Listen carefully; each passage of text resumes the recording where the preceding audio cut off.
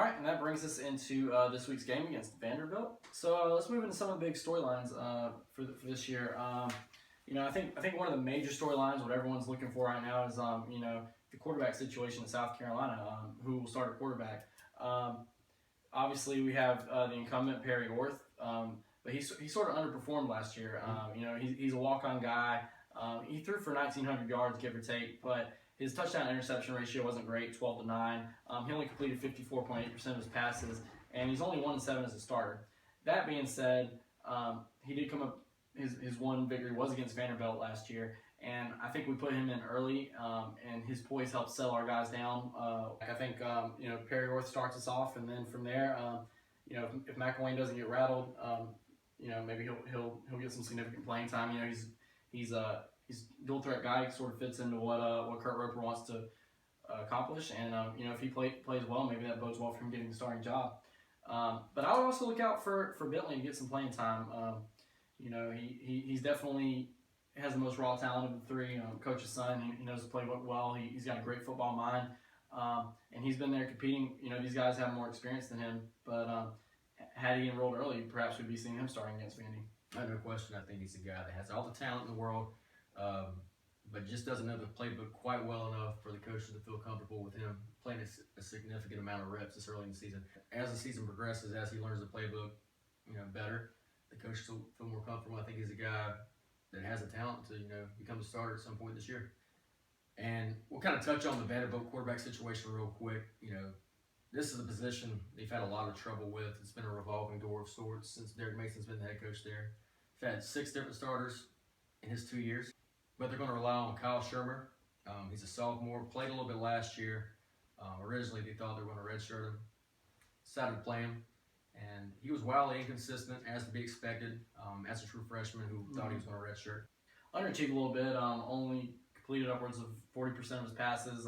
He was 5-3 for touchdown to interception ratio. So he may have improved a little bit throughout the summer, and I know Derek Mason's been talking him up a little bit, but I don't really see him coming out as an SEC caliber quarterback, especially not the first game of this season.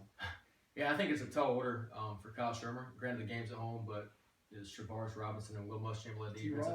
Yeah, exactly. It's going to cause a lot of trouble for Shermer, and look for him to struggle Thursday night.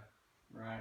So our second X factor behind the quarterbacks is sort of the running game. We've had sort of a surprise this preseason with A.J. Turner sort of emerging as a starting back. A lot of people had David Williams penciled in, but A.J. Turner really came out, did things coaches liked. Has really fought for that position. People say he's a little undersized at 5'10", 195, but he's been working hard at his blocking game, and even though he's a little smaller than most of the every down backs in the SEC, he continues to work as hard as he has throughout spring and summer camp. I don't see any reason why he can't, be a valuable asset to this South Carolina offense. I think he's tough. I think he can provide a spark for this offense that needs playmakers, and I'm curious to see how Kurt Roper and Bobby Bentley, use him Thursday night. Then David Williams, he's a guy that didn't really take the starting position by the horns like the coaching staff had, wanted him to do coming into the preseason. But the last couple of weeks, word is that he's performed a lot better in camp.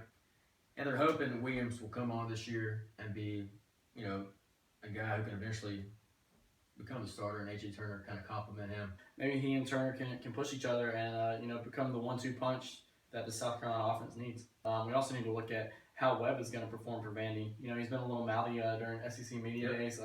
He's had a couple of things to say, and, I really think his mouth is going to motivate our team a little bit more than it motivates Vandy. Ralph Webb, he made a pretty big promise during SEC Media Days saying, he guaranteed that Vanderbilt will win versus South Carolina on September 1st. And, he definitely is the focal point for that offense. He's a guy they're going to use in a bunch of different ways since he is their best playmaker, most proven playmaker. For a guy that rushed for roughly 55 yards against the South Carolina run defense in 2015, which was one of the worst in the country, one of the worst in school history, I think he's placing a lot of pressure on this Vanderbilt offense that, it really needs all the help it can get. It only averaged about 15 points a game last year. And so the third storyline we're going to talk about a little bit is special teams. I think South Carolina has a pretty big advantage in that department. Zach, maybe you can tell us a little bit more. Yeah, Trey, Vanderbilt's special teams last year, they were horrible. Ended up firing their special teams coordinator, hired a new guy, hoping to get some better things done. But pretty much every aspect of special teams they were really bad at. I think they ranked overall 125th out of 128 teams in special teams. South Carolina, on the other hand, has one of the best special team units in the conference. Led by Sean Kelly at punter. He was fourth in the conference in net punting last year. Then you got Elliott Fry, who was 20 of 28 on field goals. He's on pace to become the school's all-time scoring leader, to pass Colin Mackey, and he should do that this year relatively easily. As we saw 2 years ago, last time we were at Vandy, special teams can make all the difference. A game we should have won easily became a struggle because of special teams. And, I really think with these two relatively unproven offenses, whichever one has to move further down the field to score is going to be the one that loses. I think if our special teams keep a short field for us and a long field for Vanderbilt, that leads us to a W. So now we're going to give our score predictions, but first thing we're going to talk about just some players who may be some X factors in the outcome of this game. Okay. And so I'll start really quick. I think on Vanderbilt's defense, Zach Cunningham is going to be a pretty big X factor. All-conference performer. He definitely has NFL potential. Definitely the best player on that Vanderbilt defense. And I think if he can cause some disruptions early, that could potentially throw our offense off and make for a long day for Kurt Roper. On the other hand, we're not going to be able to stop him completely, but if we can contain him, that'll go a long way towards putting some points on the board for South Carolina. And my next X factor is going to be Deebo Samuel. Okay. Last year he was sort of hampered by a hamstring injury. He didn't get on the field as much as we would like to see him on the field, but I think he did some good things against Clemson. And I really think this is going to be his breakout season. I mean, someone has to replace Pharaoh Cooper. Someone's got to step up in this receiving core, and I think if Deebo Samuel does that, I expect Brian Edwards to do some good things. Mm-hmm. I expect to see some good things from our receiving core, but I think Deebo is definitely poised to be a leader, and if he makes some good things happen, I think that goes a long way towards making sure our offense produces, and we end up putting enough points on the board to edge out Vanderbilt. Yeah, he's definitely going to be a focal point for South Carolina on offense, and a guy that wants to try to get the ball in a variety of ways. My two X factors: Sean Kelly, punter for South Carolina, one of the top punters in the conference, one of the top punters in the country. Having him, and his ability to pin Vanderbilt deep into their own territory, force them to drive the length of the field, force them to make big plays, and give South Carolina a better chance to create some turnovers, maybe get a score on defense, create a short field for the offense. Just help the offenses out as much as they can. And then my other guy, who's going to be a big X factor in the game, is Darius English. Interesting choice. Yeah, he's a guy that hasn't quite lived up to the expectations since he got to South Carolina. I guess a lot of people thought he'd be like Devin Taylor. Didn't quite turn out that way. And then he didn't have the best coaching, when Dick Adams was here. Lance Thompson's here now, although he's being coached mostly by Mike Peterson as an outside linebacker in the buck position. And he's a guy in obvious passing situations can provide some pass rush to a team that desperately needs that. And also, he's definitely proven himself to be more than that this preseason. The staff, going into it, I think all they thought he would be was a pass rush specialist. Mm-hmm. He's a guy I think can play significant minutes, even on rundowns. And I'm looking for him to provide a spark to the pass rush Thursday night. Yes, sir. And so that brings us to our score predictions. To keep it brief, I think it's going to be a hard-fought game. I think with Muschamp's defensive mind, coupled with Vanderbilt's anemic offense, I don't see them putting up a lot of points, but I'll give them two scores. I'll say Vanderbilt's going to score 14. I think we look a little ugly on the road. We put a true freshman in, and he doesn't light up the scoreboard, but I think we do just enough to get the W. So I'm going to say we're going to win 17-14. Okay. I like that. I'm going to say South Carolina wins 24-16. Gets a big win for Will Muschamp on the road in Nashville. And I think, there's not a lot of expectation for the South Carolina offense, which I think is probably fair considering all the question marks they have. And I think they're going to perform a lot better than people, expect going into the game. Sure. I think maybe we get to score on special teams, and South Carolina gets a big win, holds Vanderbilt to around their points per game average last year, which was 15. So I got them scoring 16 points, and I got them going to Mississippi State 1-0. Yeah, and so with that, I think we get some positive momentum going. first SEC win, a road victory, and I think it sets us up for good things the rest of the season. And that brings us to the question of the day, which was provided actually by Groundfloor Productions. Groundfloor Productions, as some of you may know, we're the media wing of Groundfloor Productions, but the rap wing has actually been doing some pretty big things in South Carolina. Here they have two new singles coming out. So they tweeted at us, sort of showing some love to the show, and they want to know who the best rap group in SC. I think honestly we have to say is Groundfloor Productions. No question.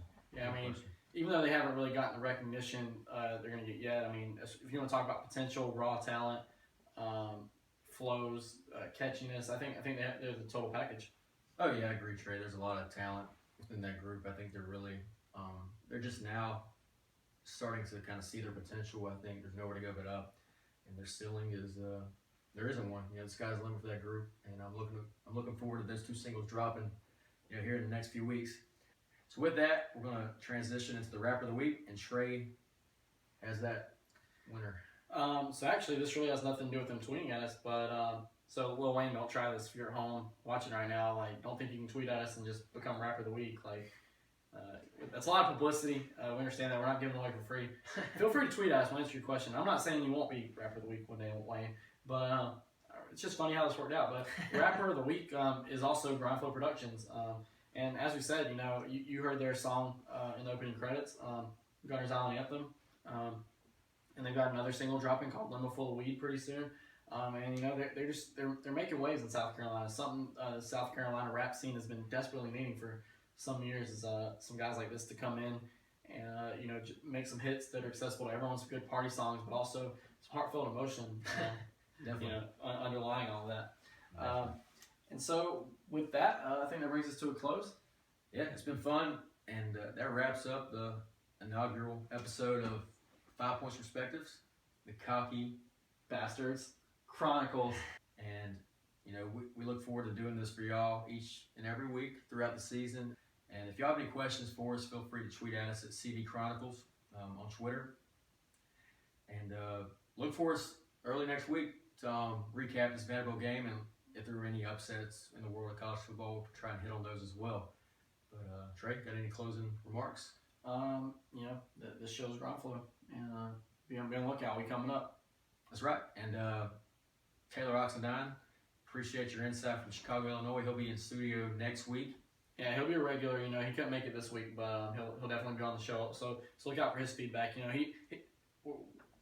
He's sort of the more sober mind to us. We're sort of homers. I think y'all find that out. Y'all will find that out relatively soon if you watch this show. College football is less than 48 hours away.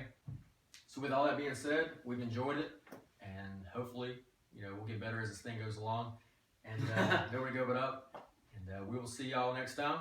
And take care. Go Cox. Beat Vandy. That's right. I'm on that workflow, hashtag wearing snapbacks. My truck got glass packs. With no converters, I'm assertive, I will murder if you fail to show courtesy. Under me, I'm hungry for the beat, so I eat. Eating the day, we eating the day. That's what they say when it's time to play with Trey.